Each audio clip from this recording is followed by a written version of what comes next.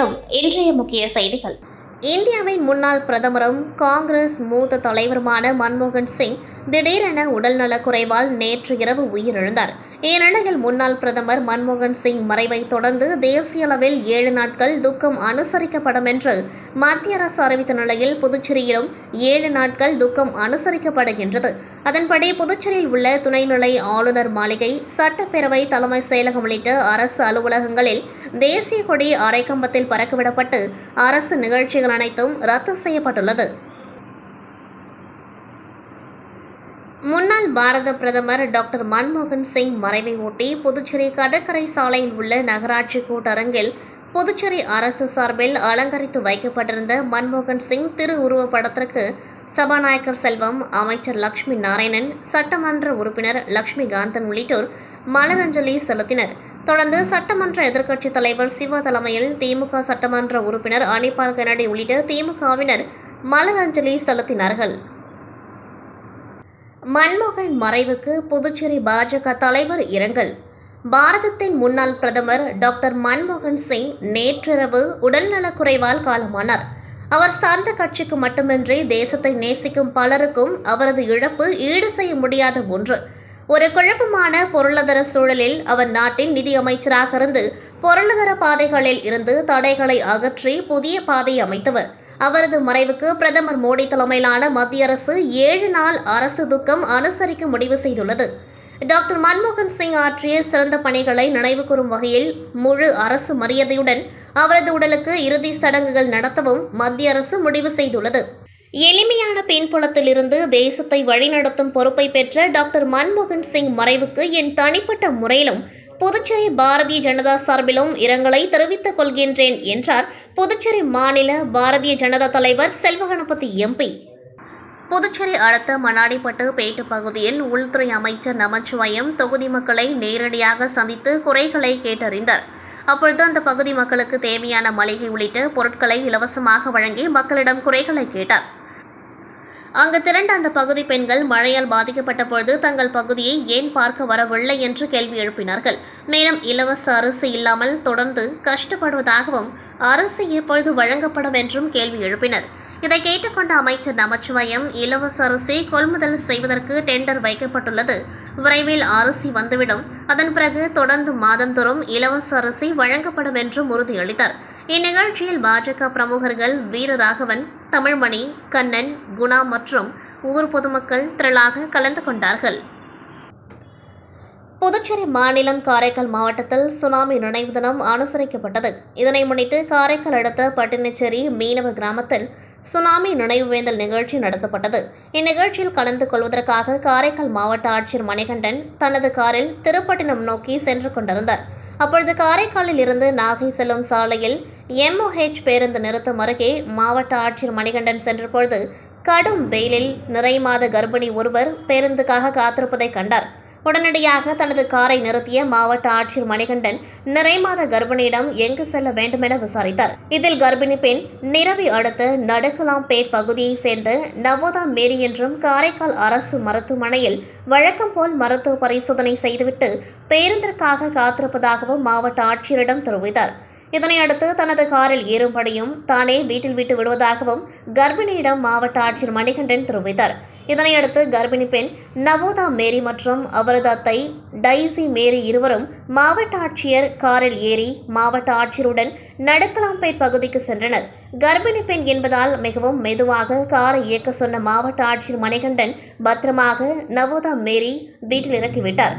பின்னர் மாவட்ட ஆட்சியர் மணிகண்டன் நவோதா மேரி வீட்டிற்கு சென்று அவரின் மகப்பேறு மருத்துவ அட்டைகளை பார்வையிட்டதுடன் குடும்ப பின்னணி, பொருளாதார நிலை மற்றும் வேலைவாய்ப்பு குறித்து முழு விவரங்கள் கேட்டறிந்ததுடன் தேவையான உதவிகள் மாவட்ட நிர்வாகம் மூலம் செய்து தரப்படும் எனவும் மாவட்ட தொழில்துறை மூலம் மானியத்துடன் கூடிய வங்கிக் கடன் தரப்படும் எனவும் மகப்பேறு காலம் முடிந்த பின்பு சுயமாக தொழில் தொடங்க முன்வருமாறு மாவட்ட ஆட்சியர் மணிகண்டன் பெண்மணிக்கு அறிவுறுத்தினார்.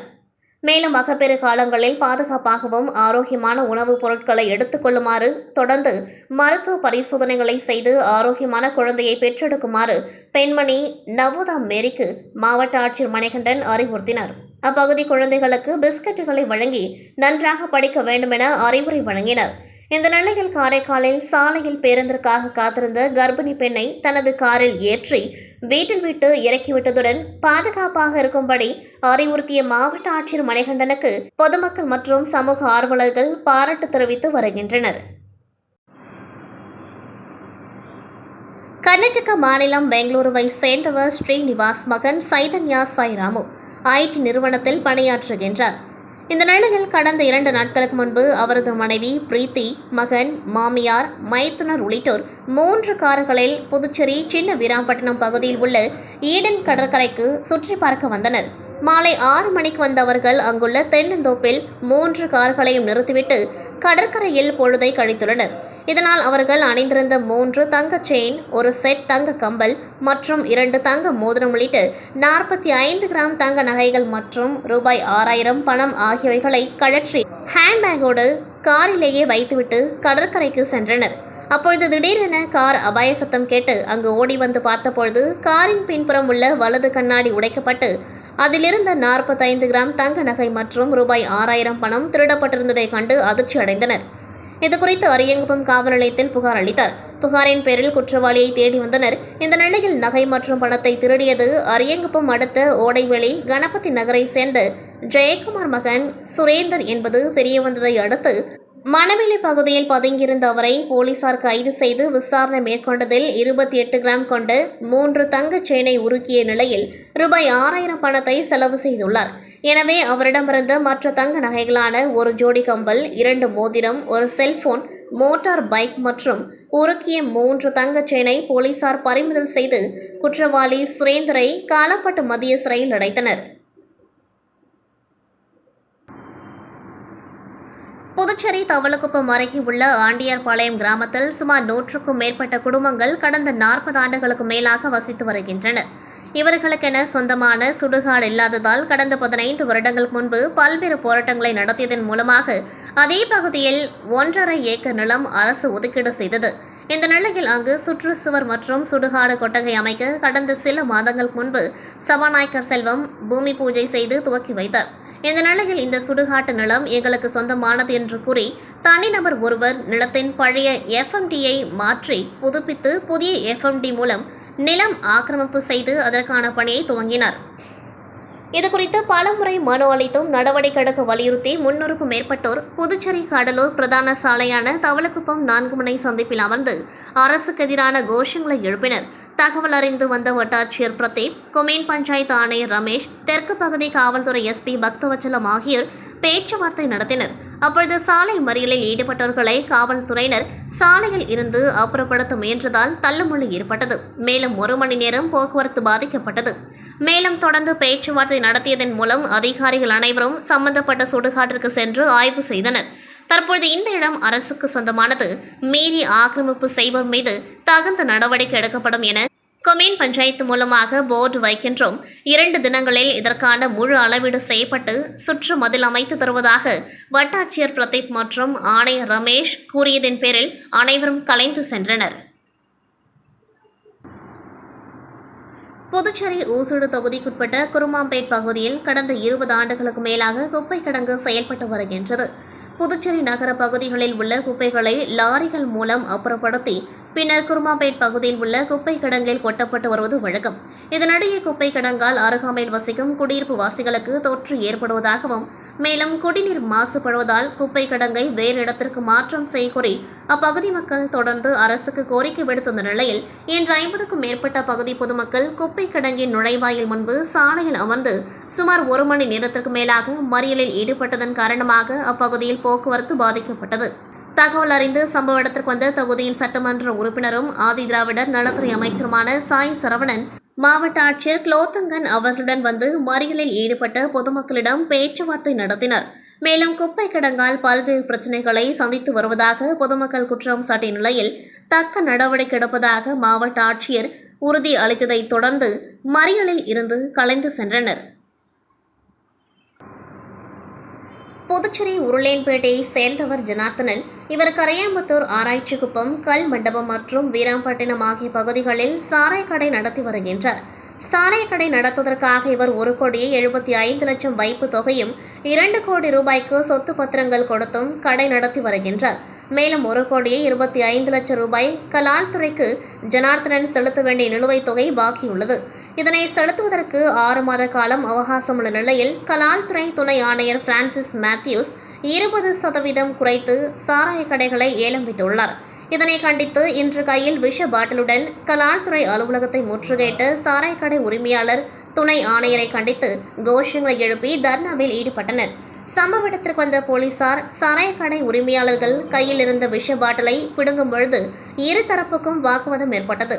இந்நிலையில் திடீரென ஒருவர் ஓடி சென்று விஷத்தை குடிக்க முயற்சி செய்தபோது போலீசார் துரத்தி சென்று அவர் கையில் இருந்த விஷ பாட்டிலை பிடுங்கியதால் சிறிது நேரம் பரபரப்பு நிலவியது.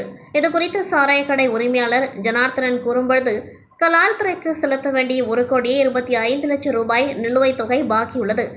இதனை செலுத்துவதற்கு 6 மாத காலம் அவகாசம் உள்ள நிலையில் இதையெல்லாம் கருத்தில் கொள்ளாமல் துணை ஆணையர் சாராய கடைகளை 20% குறைத்து ஏலம் விட்டுள்ளார். இதனால் தனக்கு 40 லட்சம் ரூபாய் நஷ்டம் ஏற்படுவதாகவும் இதனால் தான் மருந்து குடித்து சாகுவதற்கு இங்கு வந்ததாகவும் தெரிவித்தார். புதுச்சேரி முத்தியால்பேட்டை தொகுதிக்குட்பட்ட சோலைநகர் வடக்கு மற்றும் தெற்கு பகுதியில் ஆகிய பகுதிகளில் தனித்தனியே சுனாமி நினைவு தினம் அனுசரிக்கப்பட்டது. அதன்படி சுனாமியால் உயிரிழந்தவர்களின் நினைவாக அவர்களுக்கு மலர் தூவி அஞ்சலி செலுத்தும் நிகழ்ச்சியில் தொகுதி சட்டமன்ற உறுப்பினர் பிரகாஷ்குமார் கலந்து கொண்டு மலர் தூவி அஞ்சலி செலுத்தினர். தொடர்ந்து கடலில் பால் ஊற்றுவதற்காக 50க்கும் மேற்பட்ட பொதுமக்களுடன் பாலை கையில் ஏந்தியபடி ஊர்வலமாக வந்து பிறகு கடற்கரையில் உயிரிழந்தவர்களின் ஆன்மாக்களுக்காக கடலில் பால் ஊற்றி மலர்களை தூவி அஞ்சலி செலுத்தினர். இதில் சோலைநகர் வடக்கு மற்றும் தெற்கு பகுதி மீனவ பஞ்சாயத்தார்கள் மற்றும் ஊர் பொதுமக்கள் கலந்து கொண்டார்கள். முன்னாள் முதல்வர் டி. ராமச்சந்திரன் மறைவு தமிழக அமைச்சர் KN நேரு மலர் தூவி அஞ்சலி. புதுச்சேரி மாநில முன்னாள் முதலமைச்சரும் முன்னாள் திமுக மாநில அமைப்பாளருமான டி. ராமச்சந்திரன் அவர்கள் தனது 93 வயதில் கடந்த 8ஆம் தேதி உடல்நலக்குறைவு காரணமாக காலமானார். இந்நிலையில் இன்று காலை மடகரை இல்லத்தில் உள்ள டி. ராமச்சந்திரன் அவர்களின் இல்லத்திற்கு வந்த KN நேரு அவர்கள் அங்கிருந்த டி. ராமச்சந்திரன் உருவப்படத்திற்கு மலர் தூவி அஞ்சலி செலுத்தியதோடு அங்கிருந்த டி. ராமச்சந்திரனின் மனைவி மற்றும் மகன்களிடம் தமிழக முதல்வர் மு.க. ஸ்டாலின் அவர்கள் சார்பில் இரங்கல் தெரிவித்து ஆறுதல் கூறினார். இந்நிகழ்வில் சட்டமன்ற எதிர்க்கட்சித் தலைவரும் புதுச்சேரி மாநில கழக அமைப்பாளருமான சிவா MLA, விக்கிரவாண்டி தொகுதி சட்டமன்ற உறுப்பினர் அன்னியூர் சிவா, கண்டமங்கலம் ஒன்றிய சேர்மன் வாசன், பொதுக்குழு உறுப்பினர் ரமணன், தொகுதி செயலாளர்கள் நெட்டப்பாக்கம் சக்திவேல், உருளையன்பேட்டை சக்திவேல், தியாகராஜன், வடிவேல், தொண்டரணி அமைப்பாளர் வீரையன், இளைஞரணி துணை அமைப்பாளர் முகிலன், ஒன்றிய செயலாளர்கள் வேம்பிரவி, பிரபாகரன், சுற்றுலா சூழல் அணி விஜய் சங்கர், இளைஞரணி ஆனந்த் மற்றும் நெட்டப்பாக்கம் தொகுதி கழக நிர்வாகிகள் உட்பட பலர் கலந்து கொண்டார்கள். இந்தோனேஷியா, இந்தியா, இலங்கை, மாலத்தீவு, தாய்லாந்து, மியான்மர், மலேசியா உள்ளிட்ட 11 நாடுகளில் 2004ஆம் ஆண்டு டிசம்பர் 26ஆம் தேதி ஆழி பேரலைகள் எனும் சுனாமி பேரலைகள் மிகப்பெரிய பாதிப்பு ஏற்பட்டது. 40 அடி உயரத்துக்கு மேல் அலைகள் கிளம்பியதால் கன்னியாகுமரி மாவட்டத்தில் சுமார் 2 கிலோமீட்டர் தூரத்திற்கு ஊருக்கு கடல் நீர் புகுந்தது. கடற்கரை கிராமங்களில் உள்ள வீடுகளை பந்தாடியது. மீன்பிடி உபகரணங்கள், படகுகளை அலைகள் வாரி சுருட்டி சென்றதோடு சுமார் 1000க்கும் மேற்பட்டவர்கள் இந்த சுனாமி பேரலையில் பலியானார்கள். சம்பவம் நடந்து இன்று 20வது ஆண்டு நினைவு தினம் கன்னியாகுமரி மாவட்ட கடற்கரை கிராமங்களில் அனுசரிக்கப்பட்டு வருகின்றது. அதிகாலையில் தேவாலயத்தில் சிறப்பு திருப்பலிகள் நடத்தப்பட்டு பின்னர் கடற்கரை வழியாக பெண்கள் மௌன ஊர்வலமாக வந்து 115 பேரையும் ஒரே இடத்தில் அடக்கம் செய்யப்பட்டு மேல மணக்குடி கடற்கரை கிராமத்தில் உள்ள கல்லறையில் மெழுகுவர்த்தி ஏந்தி கண்ணீர் அஞ்சலி செலுத்தினர். சுனாமியின் 20ஆம் ஆண்டு நினைவு தினத்தை முன்னிட்டு கன்னியாகுமரி மாவட்ட மீனவர்கள் யாரும் இன்று மீன்பிடிக்க செல்லவில்லை. சுனாமி என்ற பேரலையின் தாக்கத்தால் மிகப்பெரிய அனுபவம் கிடைத்த பின்பும் மேலும் சுனாமி போன்ற ஒரு பேராபத்து ஏற்பட்டால் நம்மளை பாதுகாக்கின்ற அளவிற்கு இதுவரை அரசு தரப்பில் எந்த முன்னெச்சரிக்கை நடவடிக்கைகளோ பாதுகாப்பு முறைகளை செய்யவில்லை. மேலும் உயிரிழப்பு வராமல் இருப்பதற்கான ஏற்பாடுகள் எதுவும் அரசு சார்பில் இதுவரை செய்யவில்லை என்பதே மீனவ மக்களின் குற்றச்சாட்டாக இருந்து வருகின்றது. புதுச்சேரி அடுத்த வில்லையனூர் பகுதியில் இயங்கி வரும் கண்ணகி அரசு பெண்கள் மேல்நிலைப் பள்ளியில் மாணவிகளுக்கு படிப்பு மட்டுமல்லாமல் கைவினை பயிற்சி அளிக்கப்பட்டது. இதில் கைவினை கலைஞர் பத்மஸ்ரீ முனுசாமி கலந்து கொண்டு பள்ளி மாணவிகளுக்கு களிமண்ணால் உருவாக்கப்படும் பொம்மைகளான குதிரை, யானை, மயில், பிள்ளையார் உள்ளிட்ட பல வகையான பொம்மைகளை செய்து பயிற்சி அளித்தார். இதனை பார்த்த மாணவிகளும் அவர்கள் விரும்பியவாறு களிமண்ணால் விதவிதமான பொம்மைகள் செய்து அசத்தினர். இந்நிகழ்ச்சியில் பள்ளி ஆசிரியர்கள், மாணவிகள் திரளாக கலந்து கொண்டார்கள். இத்துடன் செய்திகள் நிறைவடைகின்றது. நன்றி, வணக்கம்.